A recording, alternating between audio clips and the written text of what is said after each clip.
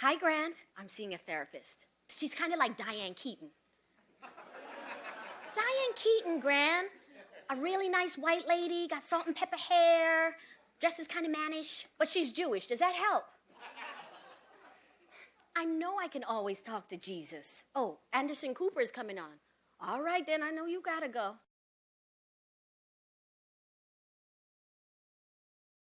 I want to talk about my dad.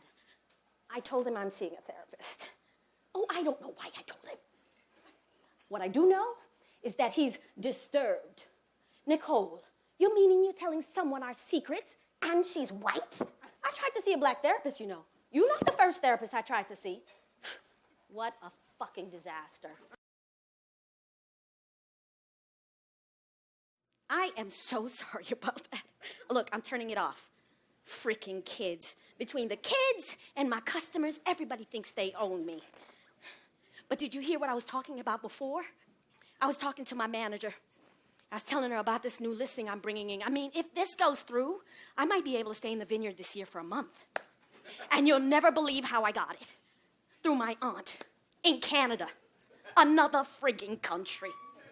I mean, truth be told, another freaking continent. So my aunt goes on this trip to Africa, right? She meets this black doctor there. And she starts talking about him. She says, oh, he's so amazing. His wife has MS, and he picks her up and carries her wherever her wheelchair can't go. She can't stop talking about the brother. Totally Obama-ized him. Oh, you don't know what Obama-ized is? Okay, so Obama-ized. That's when a black man does what he's supposed to do. When he marries a black woman, stays faithful, takes care of his kids, has no outside babies, and keeps a job. All of a sudden, he's Barack.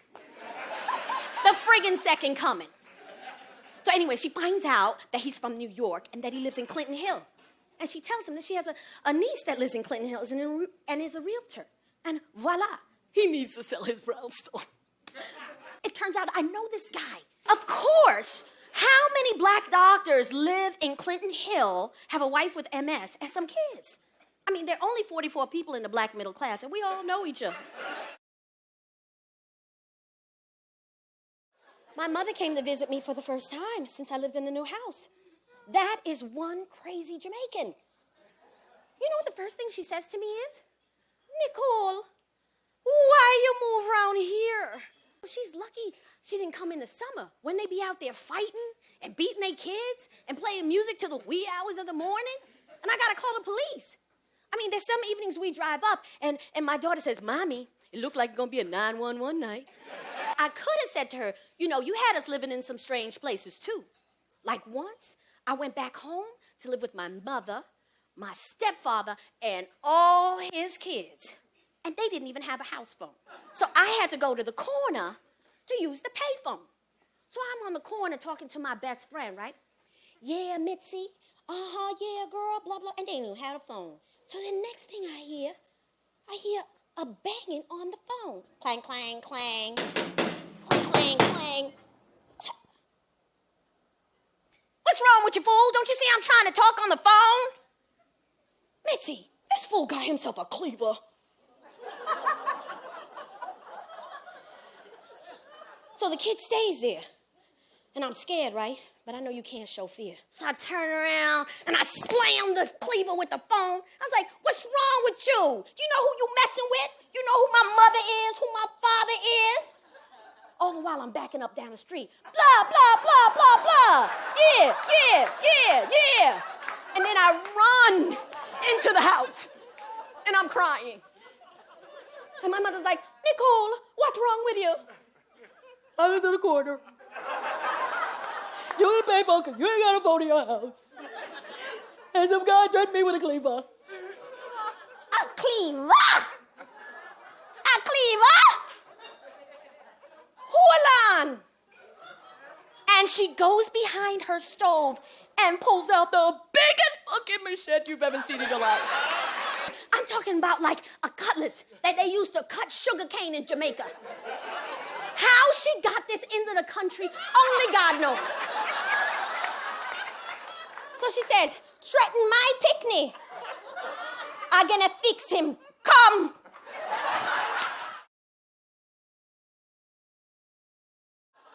should have nothing to say about my bloody neighbors. I mean, if that bum left the corner, I'd miss him. He watches my car. He tells me I look good when I feel like shit. I mean, the nerve of her to look down on my neighbors or me.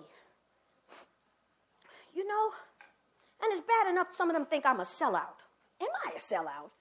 I can't believe you would even ask me something like that. No! I'm not a sellout. Does it matter? Of course it matters. I can't have my people thinking I'm not one of them. I can't have them thinking I'm here to sell their homes from underneath them. I'd sell out. I can't even believe you would even say something like that. Remember that listing? The one my aunt got for me? Well, this family is ideal. They're like the friggin' Huxtables. No, they better than the Huxtables. They like the Huxtables 2.0. So I get the keys, and I go into the place. This place is great. It got great bones. I'm gonna help the fucking Huxtables. Me. I mean, I'll fix it up and get top dollar for it, even in a crazy market. I'm telling you, this is what real estate can be about, fulfilling a dream. My job has meaning. There is honor in real estate. I mean, the money's gonna be great. Hell, I got tuition to pay.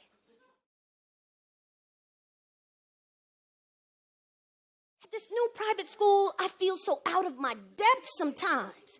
At least at the old school, I understood their residual slave mentality and where it came from. But this is some old new stuff. Residual slave mentality. That's when black folks work against their own best interest in order to prove something to themselves or to someone else. Let me illustrate. So we started a charter school there. We who got picked have to form this PTA. So we all go to this meeting and everybody's throwing out their ideas. So I get up and I say, I think the first thing we need is, an order, a structure, like a president, a vice president, and such. So then I hear,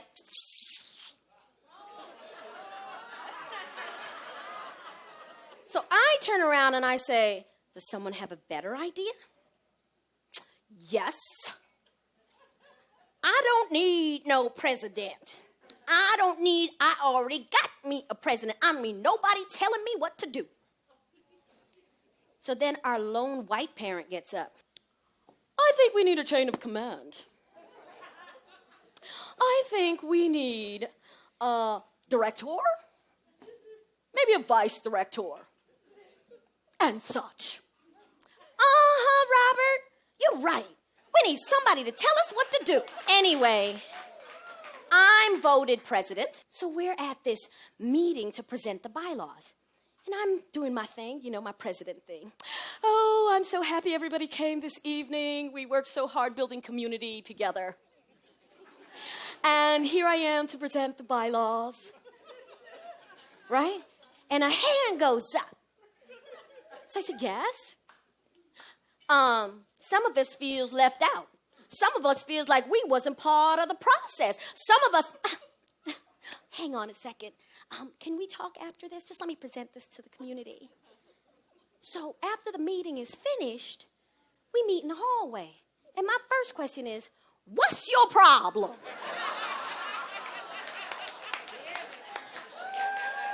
You've been fighting me the whole way. Oh, that's because some of us feels left out.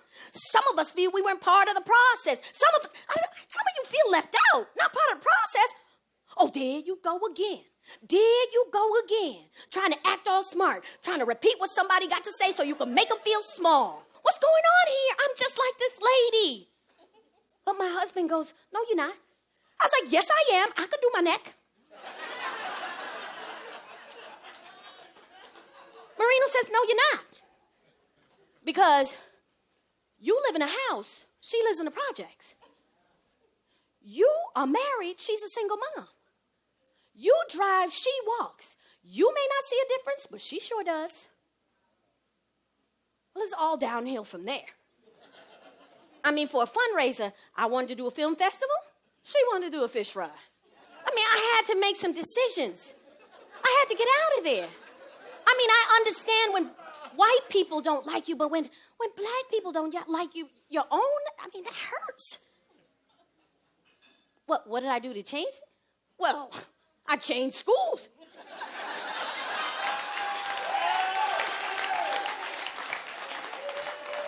And I started seeing you. Hey, Gran. Oh, this new school, it's some old other stuff. They had a PTA meeting, and on the agenda was country homes. But then this lady gets up, and she's all like, I don't think the kids should be talking about country homes because my son Wally came home and he was really upset because Blake had a country home and Anna had a country home, and I just think it makes the other kids feel bad.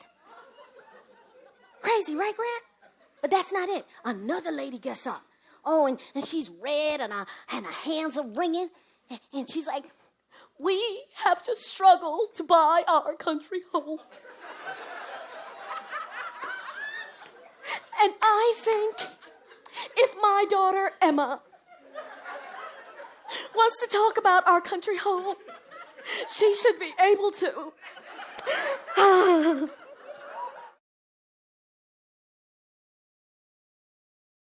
I lived on this block called South Portland Avenue. I mean, it was idyllic. Beautiful. Contiguous brownstones going down the block. Big sycamore trees coming up the block. It wasn't like that when we first got there. I mean, when it snowed, the crack vials would sprinkle the snow like sprinkles on ice cream. But we loved it, you know? I mean, it's like it was bohemian, it was black, Spike Lee lived there. And then one spring day, I opened my window and I looked outside and it was none but white people. And so I turned to my husband, I said, Marino, come look at all these white people. I was like, oh my gosh. But then we came downstairs and we got to know them. I mean, these were nice people. Artist types, writers, gay folks.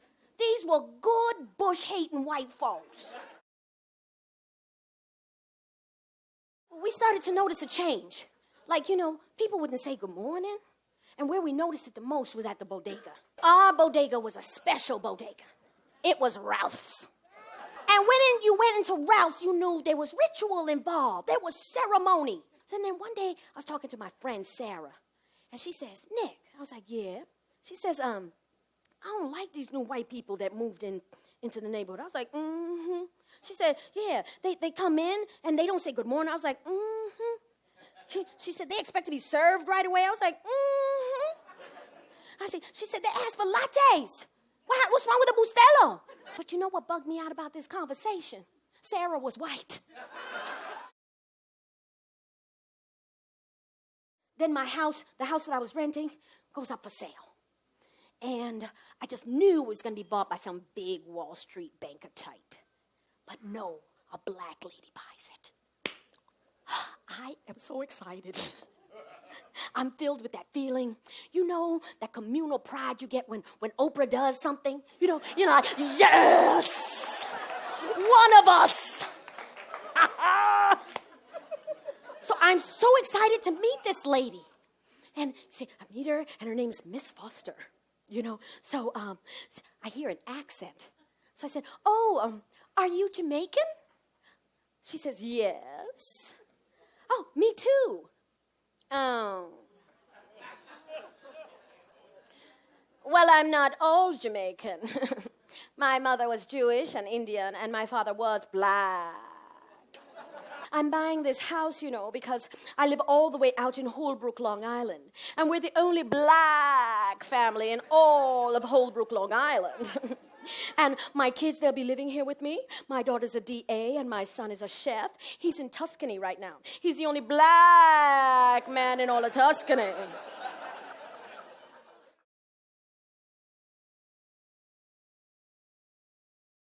Nicole, come, I need to talk. How could you live in such a dump?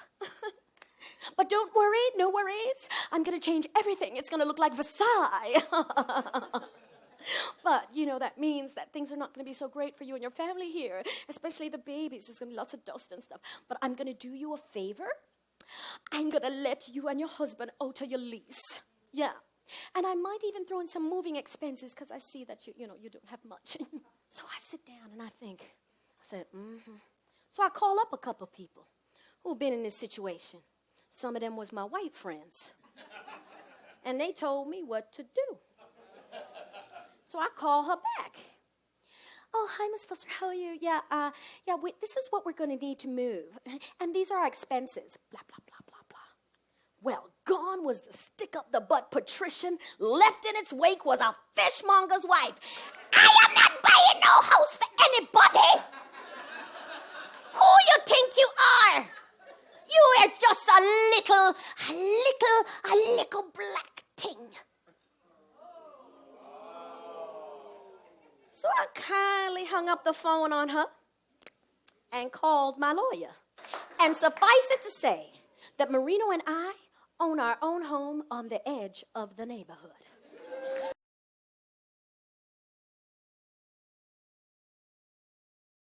I got a buyer for the Huxtable house.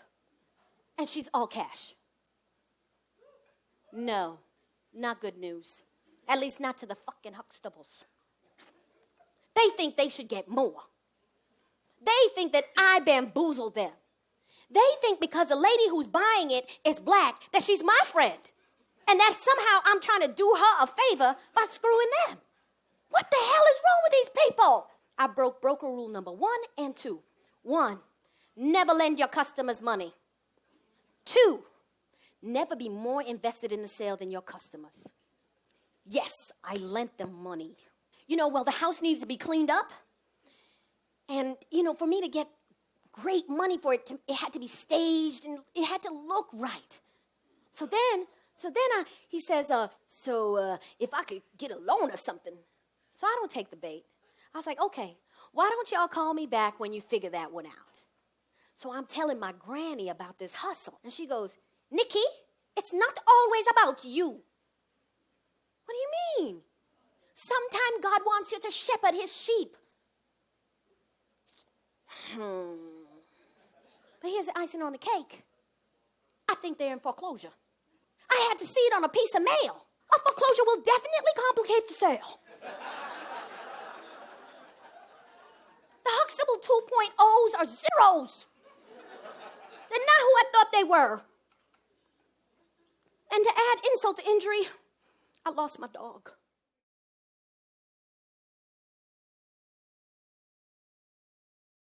Then the next morning, I get a phone call. Yo, I heard you lost a dog. Who's this? Oh, this is Ghost. I was like, Ghost, where you found the dog? I found it on Clashing in Quincy. I was like, what color is she? Oh my God, that's my dog. Oh my God, you got my dog. I was like, I'll come get her right away. Where are you? I live over on Malcolm X and Green. I was like, I'm coming right now. Right? So I go back to my house and I get the biggest Mexican in the basement.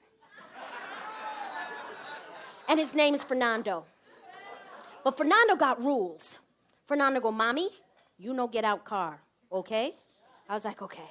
So I drive over to Malcolm X and Green, and I'm there, and I'm thinking to myself, how stupid am I? I am sitting on the corner of Malcolm X and Green in a big fat Lexus with a Mexican and my child. I'm like begging for some shit to happen to me. But then, all of a sudden, coming out of a house, it looked like a shed. It had, like, blankets on the windows and stuff. The gate was all broken. A guy comes out in a red jacket and a hat. And in his arms is my little Yorkie, and she's shaking. Shaking like a leaf. So he comes up to the car, and me and my daughter, we burst into tears, we're crying and whatnot. And he smiles. It's nothing but gold fronts. I was like, oh my God, thank you so much for my dog. I mean, I didn't bring any money with me, but I'll come back. Oh, Ma, no money. Oh, man. Look, just to see you smile, that's payment enough. All right, Ma. All right, peace. I mean, he showed redeemable qualities, right? I'm all messed up. Friggin' Huxtable's ghost. This class shit got me all turned around.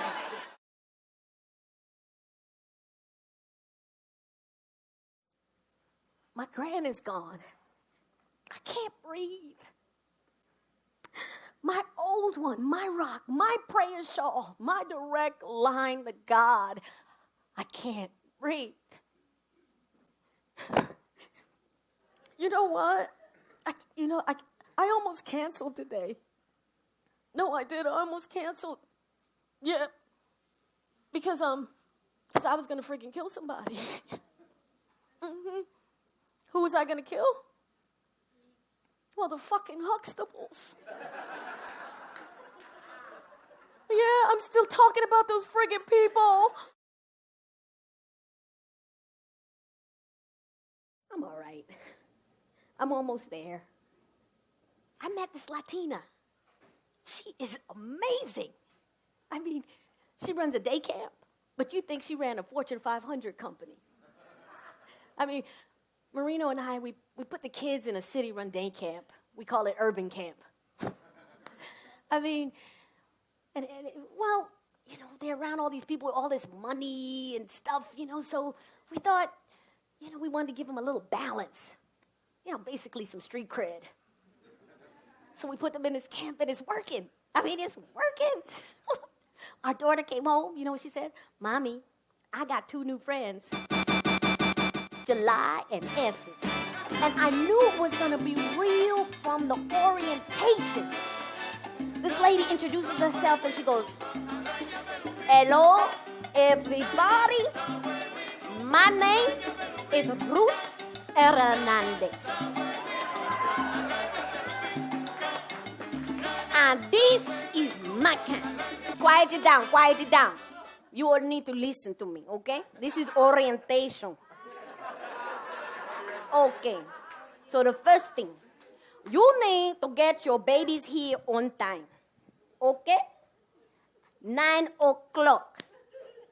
If they come 9:05, they go home. Next.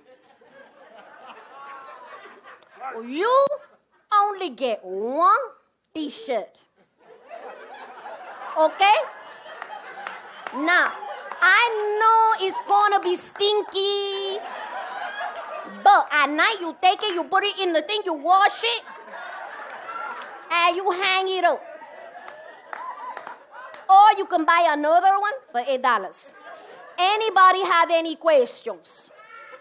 So I put up my hand. So it's like, I noticed on the agenda you don't have any like museums or zoos. Oh, mommy, I'm so glad you asked that question. They cut my budget. They cut my budget. But guess what? You don't have to worry. Because Ruth is so smart. I went to the Rangers in my neighborhood, and I told them about what's going on here. And guess what your kids are going to get here at Camp Command? Can you guess? They are going to have a horse.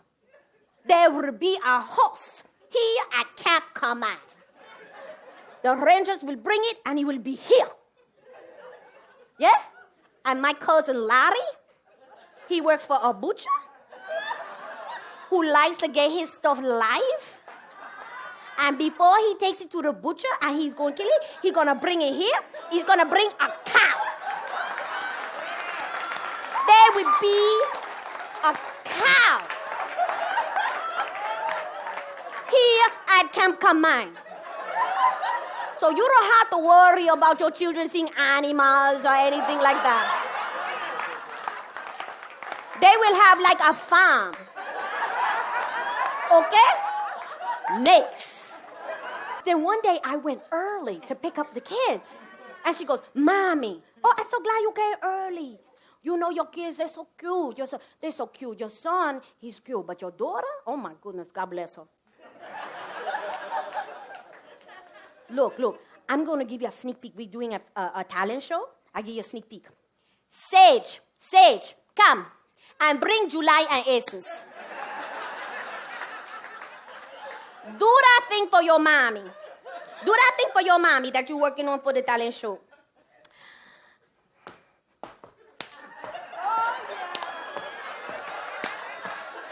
My mama short and fine. She got a butt like mine. And when she cross the street, the cars go beep, beep, beep. Look at that. That is talent. That's talent. They made that themselves. Look at that mommy. So I said to her, Ruth, how do you stay so upbeat? They cut your budget. The kids can't do this. They can't do... So I said, Mommy, look, let me tell you something. When life give you lemons, you make lemonade. Right? So now I don't need to see you anymore. Because when life gives me lemons, I'm going to make me some lemonade. I'm only joking. I'll be back next week. All right then. Bye-bye.